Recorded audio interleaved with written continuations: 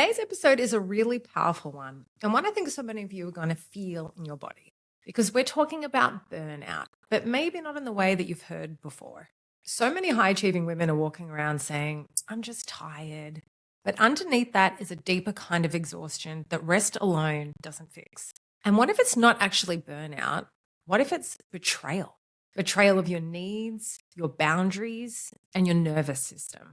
From constantly being everything for everyone else and living a life that looks successful from the outside, but doesn't feel sustainable on the inside. In today's conversation, I'm joined by Dr. Nikia Smith, a board-certified anesthesiologist, wellness coach, and founder of She Is Fire Forged, who brings such a powerful and necessary perspective to this space. We talk about the hidden cost of being the strong one, the subtle signs that you're heading towards burnout, why saying no can feel so uncomfortable, and what it really looks like to move out of survival mode and into softness. This episode is honest, it's validating, and it might challenge you in the best possible way. So if you've been feeling like something's just a little bit off, but you can't really explain it, this episode's for you.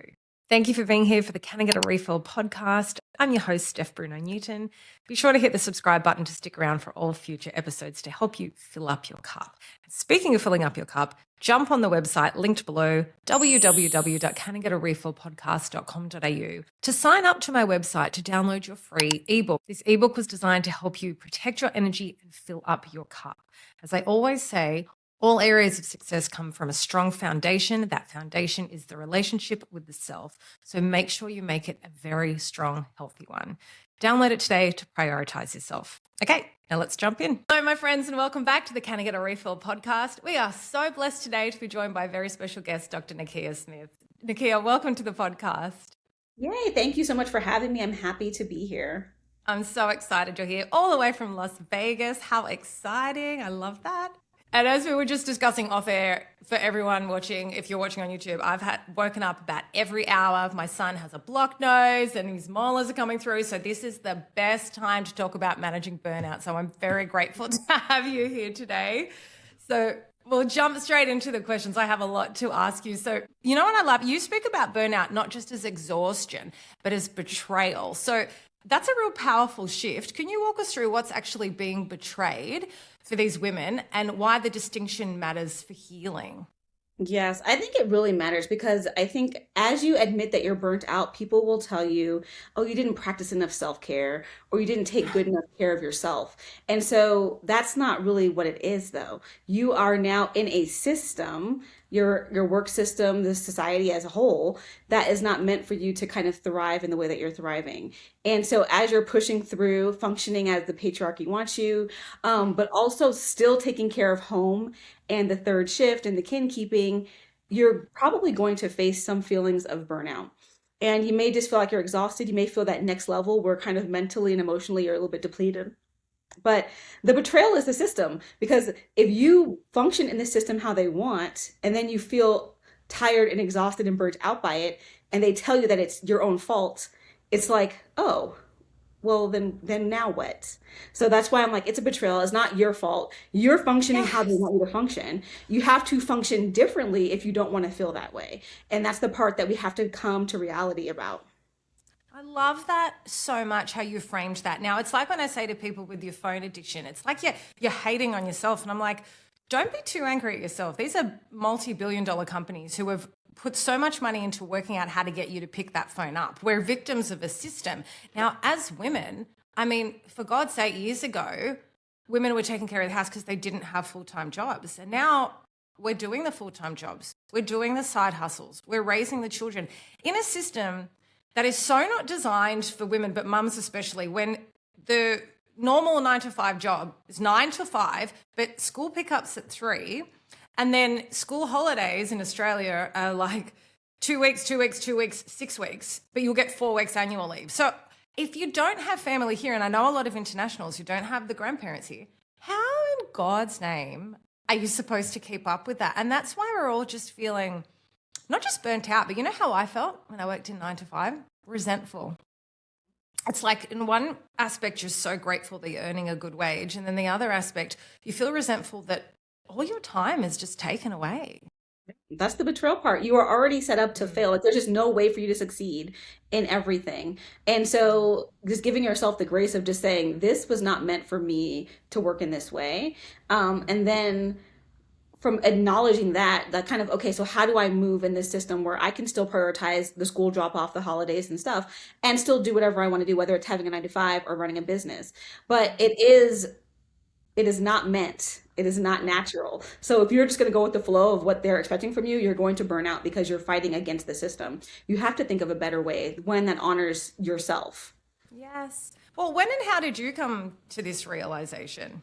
Girl, How long have you burnout. been doing this I work was, for? and I'm not even a mom. I was absolutely burnt out. After working about, I would say 7 years in medicine, I reached that despair point of burnout where I was like, forget it. I'm running away to an island. I'm leaving medicine. I'm leaving everything behind. I'm packing this bag. I'm out of here. Like that's how bad it was. Like I wanted to literally escape my own life. And then I was just like, well, that's kind of sad because I worked so hard. I did all these tests, all this schooling, all this money, all this time. And now I'm trying to escape this life I built. I'm like, well, that's terrible. I built this life and now I want to escape it. So how Yeah. did I end up here? And this took a lot of work. This took reading and therapy and podcasts and self-reflection and just kind of just being the captain of my own ship. Like this is my life. I Oh. did build it, right? I don't like how I built it because I was listening to what everybody else told me to build. And now I can decide how I want to rebuild it. And I had to start from there. And it took years, but I've rebuilt my life to what it is today. And I have been telling everybody, like, I've actually never felt better in my life Yes. since like a child. I'm like, oh, from 4 to Yeah. 40, like here we are. I have said that recently. This is the best I have felt. And all right, I'm sleep deprived, but in terms of like mentally, spiritually, my day to day, my schedule, I feel like I'm living life like I haven't since I was a kid.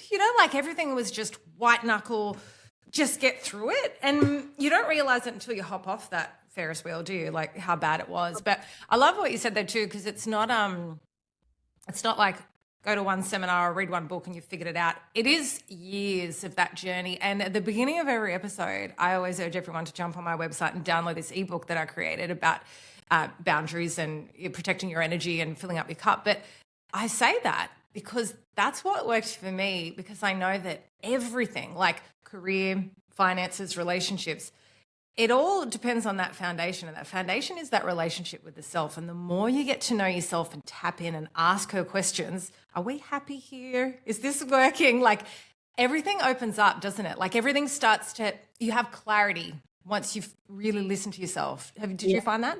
You need that clarity. And you had to, like you said, tap in. I was so lost. I was so far gone. I was so numb. I was moving on autopilot. And I ask my clients all the time, like, well, what do you do that's just for fun?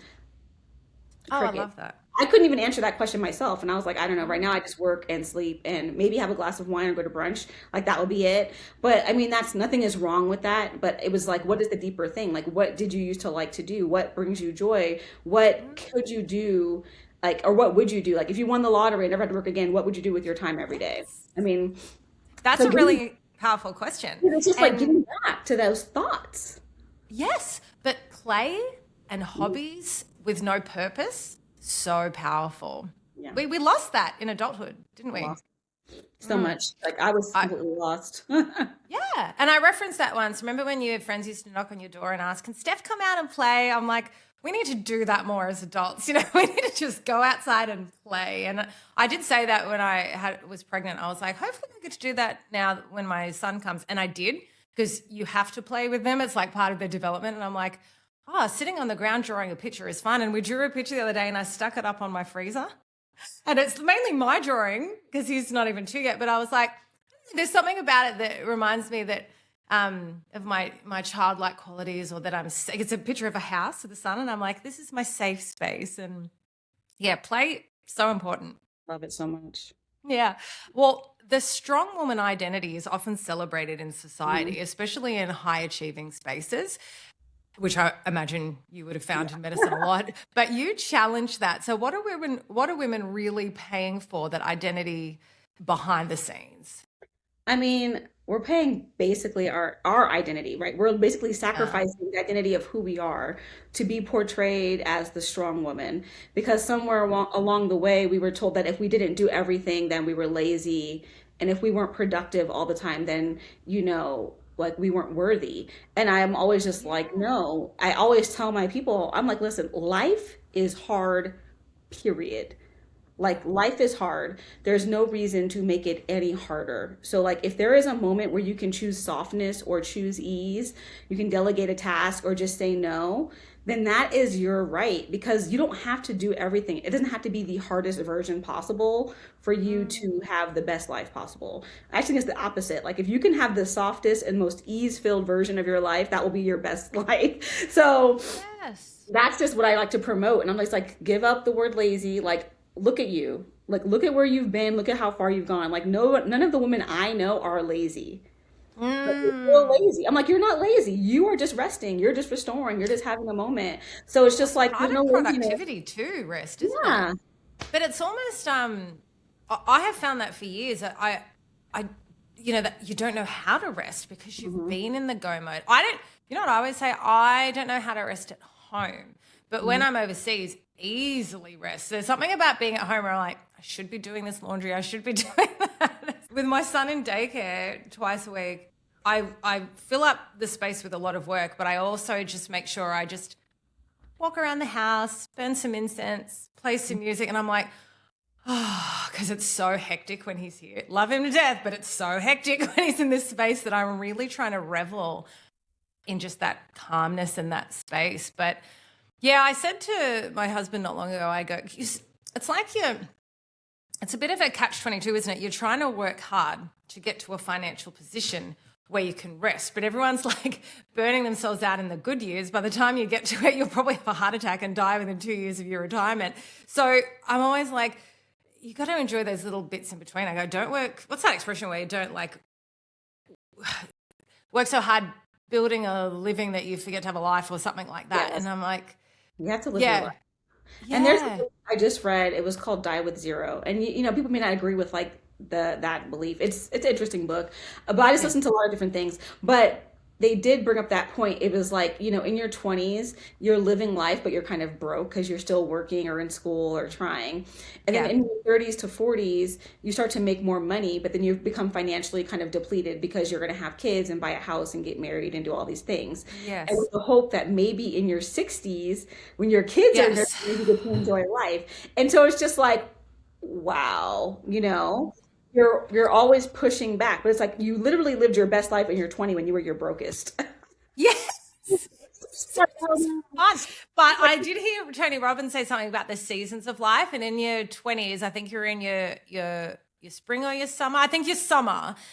When you're a kid, you're in your spring, like developing.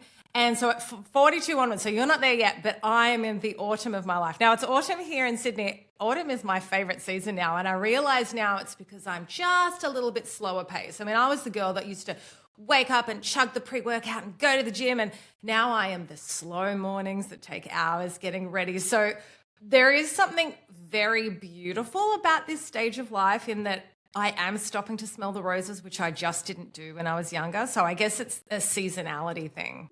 I'm excited. I mean, I'm loving this, like this 40 that I've entered. I'm like, oh, I love a slow morning. I love an early night. I'm like, no, I don't. Like, I'm I like, no, love an early night. Love it. I just can't bring myself to be out that late. Oh, Just I like, can't. and And when I actually, look back, when I see old photos, and I loved clubbing and all that, and I'm like, oh, I could never. Just then, I get like overstimulated if there's two noises on at the same time, like music and a TV at the same time. I'm like, no. there has to be chairs, please, chairs. Oh, it's so funny. I love it. But everyone I talk to in 40s, like, it is a very nice stage of life. Like, Yeah. yeah, and I wouldn't even say I felt fitter before. I'm actually feeling very fit at the moment. I'm really enjoying this stage of life. But the grey hairs have just started coming in, so Yeah. that's just an extra. I feel like that where we are, like the 40s, the people who are like in their 40s or turning 40s now are like in this space that like we're just ready to like Yeah. reclaim and like kind of just awaken that inner child and like Yes. our best moment. So I feel like Yeah. that's good. And I love that for us. And I love that for the Yes. kids to see. Because I'm like, oh, listen, this is perfect for your kids to see because what I saw was not what my niece will see. Our parents at 40 were very different. Like when Yeah. I look at Homer Simpson at 39, I'm like, yeah, that's kind of our parents' generation was like, like just more, they just seemed more mature or something. And we seem like we're still trying to lengthen out that inner youthfulness. But have you seen Jessica Alba lately? I mean, like 40s are They're looking looking good. good. We are a lot of them. I was like, oh, okay, this is what we have looked forward for. This is great. This is great. I'm happy about this. I follow this really funny parody account in your country, and she's like, I couldn't tell you what Jessica Alba's been doing for the last 15 years, but it certainly isn't aging. Not aging. She has been staying youthful. She's like away from the media and like living her life. She does And seem to so stay. Yeah, you get dragged down in the bullshit. Yeah, for sure. I love that. Good for her.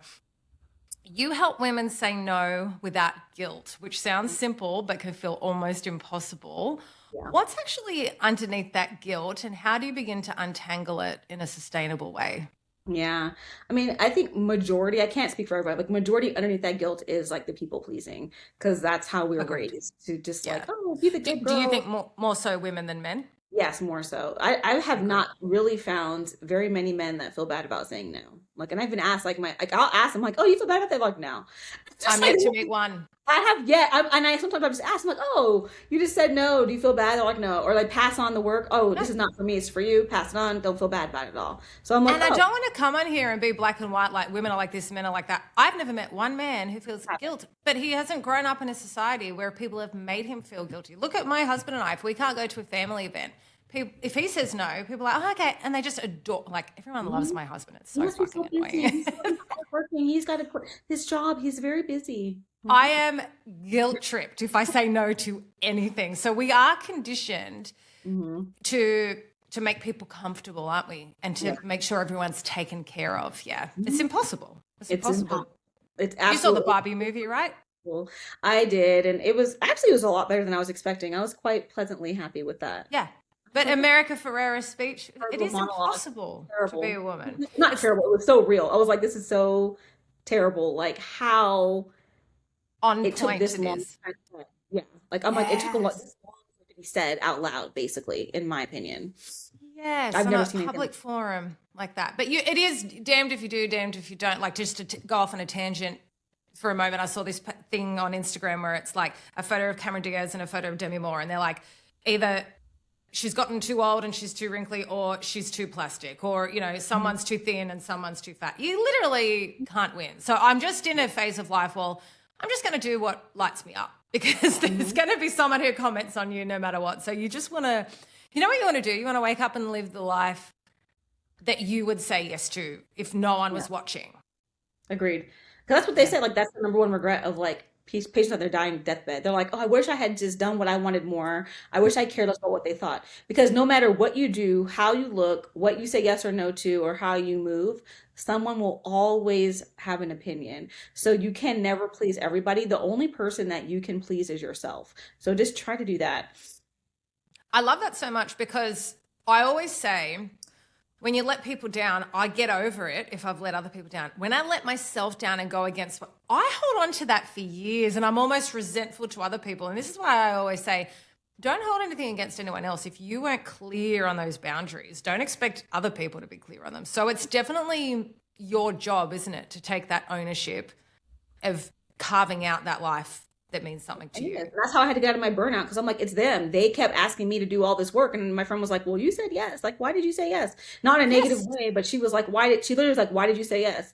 And I was like, I didn't feel like I could say no, you know? Yes.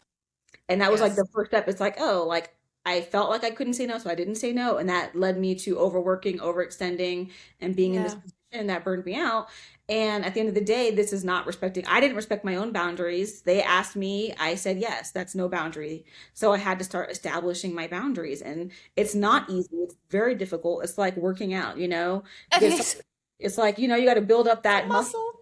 that practice. Like it's going to be sore, it's going to be hard, Oh, but yes. you start doing it more and more, it becomes easier. Not easy, but easier.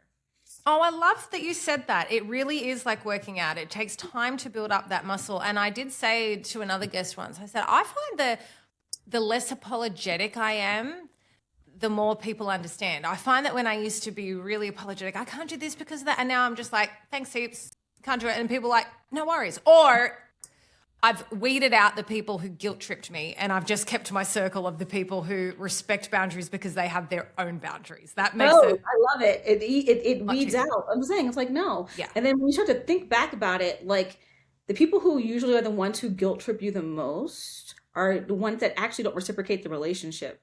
So it's like, Mm. I mean, if someone is guilt tripping you and they did a lot for you, then maybe you can reevaluate that relationship and why that's Yeah, happening. because they might feel like it's one-sided and Yeah, not but fair. if Agreed. you really think about it, like in all the people I've coached, it's like the people who guilt trip you the most to do stuff are the most like unreciprocal relationships. So it's like they're guilt tripping you and you're feeling bad, but they don't do anything for you ever. So why do we even? Yeah. And so it's just like it's not something that it kind of clicks like at first you're like, oh wow, that is true, and then you have to just kind of remember that like every time you're like they always ask me for stuff, and the one time I've asked them they have not helped me, because I always promote asking for help in my community as well, because that's part of the superwoman thing, not asking for help. So I'm like, okay, they asked you for a lot, maybe it's time to see if they can reciprocate in some type of way, and if they can't, then we need to reevaluate this relationship because they're just going to drain your time and your energy. Oh, you are speaking my language. And I love that you brought up asking for help. That's again something I put in my ebook because I never used to. I think it's that badge of honor of I can do this all on my own. It's very common with women, but even something as simple as like when my husband used to travel a lot for work, my neighbor upstairs, she lives on her own. She's like, look, ask if you need help for me to look after your son. And I always said no. And I'm like, she's offering. So a few times I've gone and had a workout. She's sat with him. She's enjoyed it. And I have felt like I've filled up my cup. So I say yes to every offer now because client who offered me a free $3,000 session, someone I interviewed, and I would normally feel guilty. And I went, that sounds fantastic. Thank you. I'll be delighted to say yes. Yeah, it's Yes, hard it's amazing. It's hard because again, at I think first. we think that we should do it ourselves. But I did read Yeah. in this book called Real Self-Care that says that when someone offers help and you say no, you're actually like rejecting them from an opportunity to love you and support you, right? And so when you kind of reframe it like Yes. that, I was like, wow, that was intense. Because I was like, It's what? it's a gift they want you to take. Want to help you, they are offering. And we always, Yes. "Oh, I can handle it," but it's not about that you can't handle it. They're trying to show you love and support or whatever that they need to give you or offer you. So let them offer it to you. Yes. And I also read that men like to fix things. So they actually feel like their ego gets stroked if they're able to be of use to you. And so, like, even the other week where I said to my husband, I'll take our son to daycare and drop him off on my way out.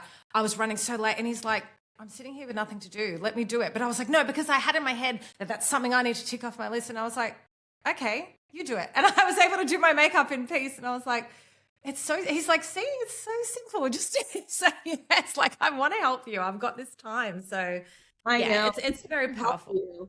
And it's not because they don't think you're capable, it's because they see No. how much you have on your plate. They see Yeah. how far that you would go or how much you would accomplish if you had Yeah. some assistance. So just remember that. Like I have to tell myself that all the time. Like people want to help you because they see that I have all this stuff bubbling in my head.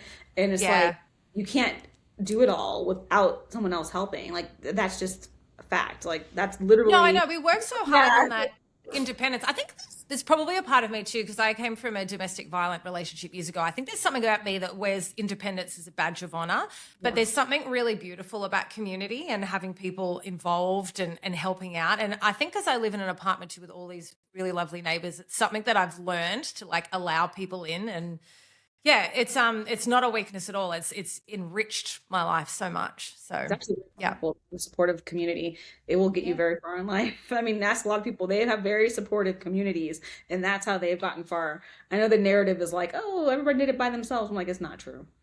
No, and I think it's a Western thing too. You see a lot of cultures have a lot of different generations helping with parenting the Mhm. child. And I often reference Sardinia, where they live over 100 years old, and they're very, very big on community there. Yes, I love that. Yeah, I watched Blue Zones, and I was like, this is amazing. But That's, yeah, we yes. do. No, it's like, okay, bye. And like, no, like we can all just, Yeah. Yeah. Yeah, it's not that great in Sydney. We're actually very sort of, when people come from overseas, they're like, it's hard to sort of break in. In Sydney, people like to just close their doors and do things on their own. But no, I love that. Do you think that some women are unconsciously addicted to being needed, even when it's costing them their peace?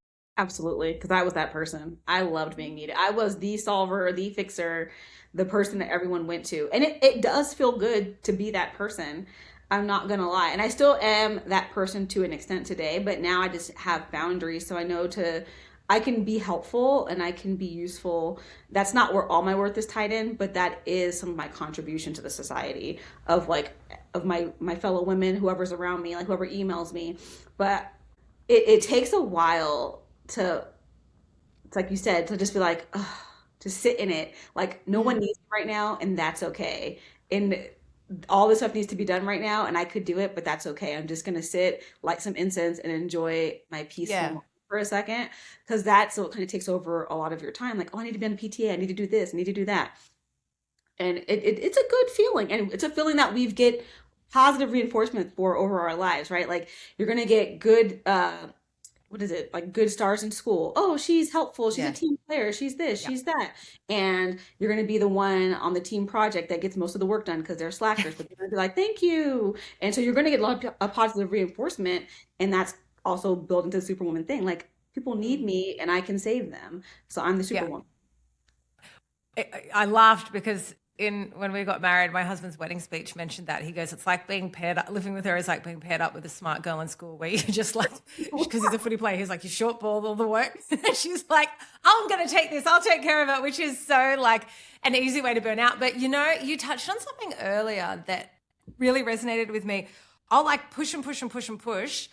Don't take rest, and to the point, well, not so much now. That's what I did for so long. To the point where I'll burn out or get sick because your body's forcing you to rest. Then I'll lay in my bed and fantasize about packing up and going and living in the country with myself. And I'm like, do you want to hear something so embarrassing and so sad?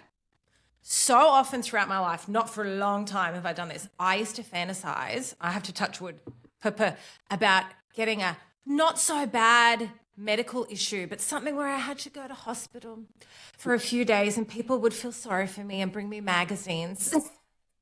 Like, this is so ridiculous. Like, you need to create a life where you don't wish for a medical timeout. You need to just, you're in charge of your life. Blow the whistle and take the time out without waiting for permission.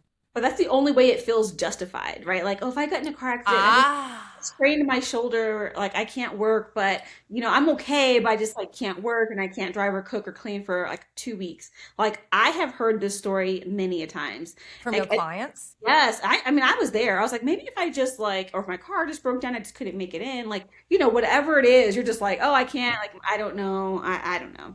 But it doesn't have to be that way, right? You can just have the boundaries and be like, actually, I'm just not going to do that. It's more This is, uncomfortable, but like we should yeah, not be fantasizing about illnesses that can it's get us, so fucked up. that we can say no. Like that's not the only way to say no guilt free, right? To be injured or sick. Like that is not the only way. But it is the way that we first start thinking about it. Like if you've had that fantasy, I've had that fantasy, you've had it, like Yeah. that is definitely a sign that you need to seek help. I have Because to knock on wood again because I'm yeah, superstitious. but like when you're But thinking about that, it's like, okay, then that means you're definitely on the path to burnout. Like for sure. yes, what a light bulb you just lit for me when you said that's the only way it's justified. So, Mhm. you know what I said when I had my son? My favorite thing was that no one expected anything of me. I was in the hospital with a newborn and I was there, I had have a neuromuscular disorder. So I had to have like this private room and they wanted to monitor me for a bit. Then my husband got a gastrovirus and I was like, don't come anywhere near me. So I had days just to be with my son in the hospital. And I was like, this is the best. No emails, no one expecting anything of me except to FaceTime me and say hi. And it's like you want to justify the time off without feeling like you're being lazy or not productive. Spot But it's on. interesting because like the guys don't justify their time. Like No. they'll go for their jog, they'll go for their golfing trip, they'll go wherever they need to go. They're like, oh, I'm Yes. going golfing, period. Like I'm going golfing, I'm back in 4 hours. There's no justification, there's no anything. None. It's like in some ways we have to look towards them and be like, can we be a little Agree. more like that? Like they are very Mm. self-centered and not in a negative way. Everybody's a person. We're all ourself. And you have to center yourself because nobody else will. No, it's your Nobody else job. will center yourself. Yeah. So you have to center yourself. You have to prioritize yourself because they won't. Like they'll center themselves and then after that they'll come for you to you for stuff. And like you said, that's how you refill your cup. That's how you become recharged and Putting on the restored. And oxygen mask first. Yeah, your your oxygen mask. I watch my husband, he works really hard. So if I watch him getting tired or burnt out, I'm like, book yourself a boys' night. So it's Friday here. He's going out late this arvo into the city for a gaming thing and then drinks because I'm like, you're getting burnt out. When do I do that for myself? Not nearly as enough. You know what I mean? So I need to. So we're working out this thing where one Friday night he goes out and then the next Friday night I go out with my girls and just fill up our cups and have time off parenting. much so you're so compassionate. You're so like I'm a Cancerian. Yeah. We're the nurturing mother star sign. Okay. Yeah. I love your points on that. I do think we get addicted to that, to feeling needed too. And I think it's a real matriarch thing too, that you feel needed. And I think that's also why some women struggle with the empty nest syndrome, is that they've felt needed for so long. And now it's like, yeah, it's about not tying your worth up in productivity or feeling needed. It's about, and again, it's that time on your own and that meditation and tapping into you to not, because I did tie my worth to my productivity for so long. So that's something I'm really trying to do. I often used to reference myself, you know, when like you'll come home and your dog will bring a toy to you, like, look what I've got. That's how I was my whole life. Like, look what I've achieved today. Look, and I'll tell my husband and list off the things I've done today. And I'm really actively trying to bite my tongue and just be in my own skin without pointing out what I've achieved. So and I think we don't often like we have these goals, we achieve these goals, we're proud of them, and you should be proud of them. But I also like The Gap in the Gain. I love that book. But like when they say also look back at the gain, like we're moving the goalposts. I posted today about that. Like I always move the goalposts. I'm like, I can't believe I couldn't do this. I look back and I'm like, wow, I couldn't do this. Like 10 months ago, I couldn't do like any of this. And now I'm here mad about this. I've already made such strides and I will get there. So just always remember because these, like I said, you're not lazy, you're not stuck, you're not behind. You have made so much progress. You just keep moving the goalpost, and that is fine. You can have ambition, you can have striving, you can have this, but just make sure that you celebrate yourself and give yourself time to pause. Pause. I accomplished this. Pat myself on the back. Go for a spa day. Dream about what the next step is and then take that action. You know, don't just go right to the next because we get so lost in that. Like we're like, we are killing it. Women are killing it. We're not yes. celebrating ourselves and we're not like resting and celebrating like, yeah, okay, night off. We're like, okay, now next. Like I'm Well, you'll immediately achieve more when you stop to celebrate. I was listening to a former guest. She's a business mentor, and she just hosted an event that made $188,000 in one day. And she's like, I took the rest of the month off to celebrate. And like, love that for her. She's got a really good mindset.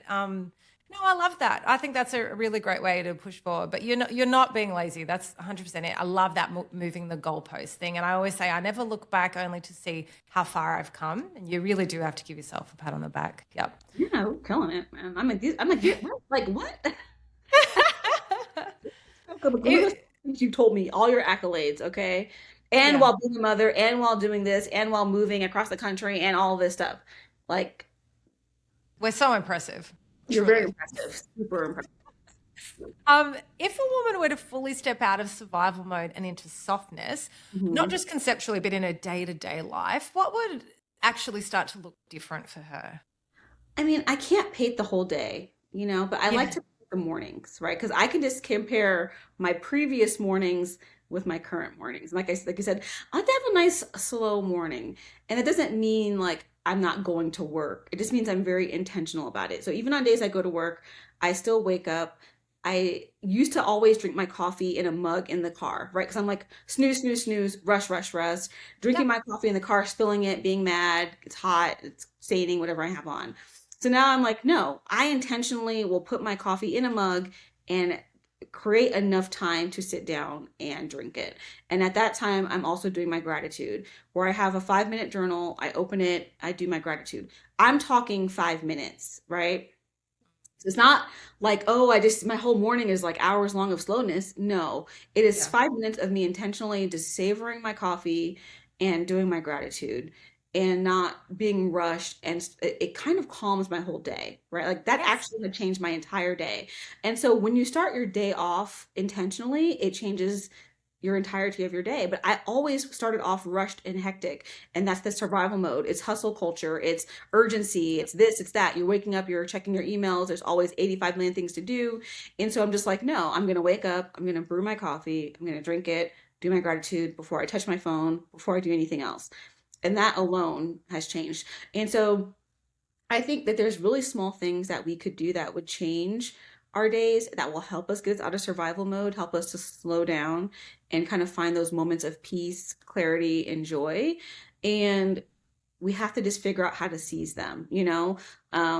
And it's not all or nothing. It's not like, oh, I need a week off to do this. No, it's like No. just 5 minutes in the morning. Or if you don't have that, like if you have kids and your morning is really is kind of hectic, then I'm like, maybe like at every red light, you do like your gratitude, or every red light you're listening to, like have a playlist of like happy songs. So it's like on my drive to work, every time I hit a red light, I'm listening to a song that I know makes me happy, and I can just be in my car driving, or even if it's just silence. Like sometimes I'm like, oh, I just need silence. It's like complete silence.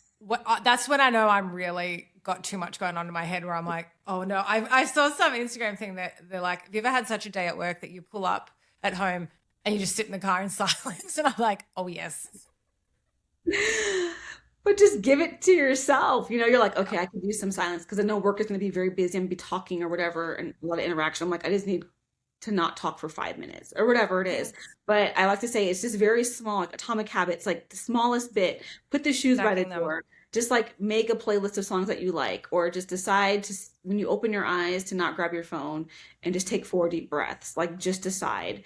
And those Mm. small decisions over the course of like your day and your years Yes. in your life will help you slowly get out of that survival mode of waking up feeling already behind, drained, fast, like all of that stuff. I used to wake up like, Always. Always. But I like what you said. It's like a slow build. I think we're in a society that's a real quick fix. You order something off Amazon, it's at your door by the afternoon. There's no quick fix to this, creating a life of softness. It's that habit stacking and day by day by day. And there is nothing I love more than my morning routine. Oh my God. It's like a gift to myself, like sitting and doing that gratitude and having I don't drink coffee because I get anxiety from caffeine, but like I have my little drinks yeah. And if something happens where I don't get that or the boys wake up, I'm like, no. But I feel a bit scattered that day. If I haven't had that, it really sets up such a successful thing. And I like what you said about the silence. I always worked in customer service oriented jobs. So I'd be talking all day. So every lunch break, when all other girls would go and have lunch with each other, to me, that was a nightmare. I always went on a walk on my own because I needed to just shut down my brain. And I'd come back refreshed. Like it's my way to recharge the batteries. yeah. Yeah, I always say my favorite parts of the day are first thing in the morning and last thing at night, but it does add to your energy. I heard something on a podcast the other day where your children pick up your energy before your words, because my son doesn't really speak properly yet. And I've noticed that in the mornings, because I'm doing everything and rushing around, he bypasses me and goes to his dad. Whereas at night, he seeks me out because that's where I'm zoning down. I'm going to read to you. And he cuddles into my energy at night, but it must seem a bit hectic for him in the morning because I'm running around doing all the housework. Calm right now. This is the moment. Yeah, right. I love that. Your work intentionally focuses on women of color, especially Black women, and I'd love to understand that more deeply. What are some of the unique challenges or layers of burnout that these women experience that often go unrecognized in more mainstream conversations? I mean, there is some subtleties. You know, we're women, so the women part is like the first layer, and then we are of color. And I would say it's a lot of micro and macro aggressions that contribute to the emotional exhaustion of the day. I remember one time I asked my colleague, who is my same exact age, and he is a white male physician, and I said, do people ever ask you like how old you are or how long you've been doing this, or make jokes about like, oh, but you just look so young, or like whatever it is? And he goes like, no, they just say, oh, hi, you're the doctor, you know? And I'm like, oh, Dr. Smith, oh, how old are you? How long have you been doing this? Are you old enough? Like how young? And I always just say like, I have really good skin. Justify. Yeah, so I'm like, I'm old enough. I've been doing this long enough. I had to have really good skincare. Like, thank you. Like, oh, you just look so young. And I'm like, I understand. I appreciate that, but I'm here to take care of you and I know what I'm doing, you know? Yeah. And I don't take it as like an insult, but it becomes draining because there's days where I'm talking to like 10 or 12 patients, and it's like I get that same thing every time. And so it's like, you guys get this? And they were just like, no, you know, or if I introduce myself as the doctor and they go, oh, hold up, my nurse is here. And I'm like, I just told you I'm the doctor. There's nothing wrong. I Oh. literally just said, hi, I'm Dr. Smith. I'm your anesthesiologist. I'm like, okay, my nurse is here. Or like, oh, can you like help me get my food order or whatever? And I'm just like, I literally just told you like who I was. And so when I'm asking my colleagues if they get these types of questions, and they're just like, no, right? And then So I'll say, they're even saving that energy. That's even right. more burnout for you, having to explain to each person who I'm sure they're meaning it from a nice place. Well, they think they're meaning it from a nice place, Yeah. but it's a subtle, misogynistic, and possibly Yeah. racist And I try to keep thing good built energy, in. like, Yeah. so it's just like, oh Yeah. my gosh, I'm so tired. It's so exhausting trying to be nice. Yeah. No, that's true. They don't ask them. They don't ask them if they're old enough or if they're No. qualified enough or if they've been doing this long enough. And so that those questions over and over and over become quite draining. And So just to sidetrack for a sec, did you love the scene in Barbie where Ryan Gosling goes in going, "Can I talk to a doctor?" She's like, "I am the doctor." There he is, doctor. Did you feel seen?